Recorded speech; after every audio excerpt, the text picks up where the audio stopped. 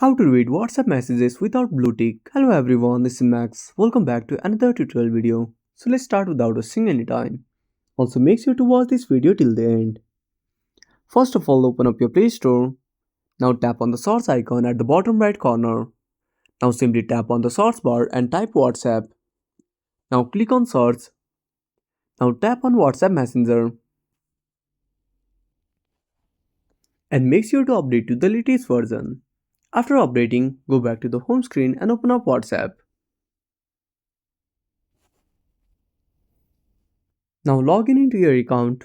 After logging in, tap on the three dots and click on Settings. Now go to Privacy. Now make sure to disable Read Receipts. And that's it. Now you won't get blue ticks on the seen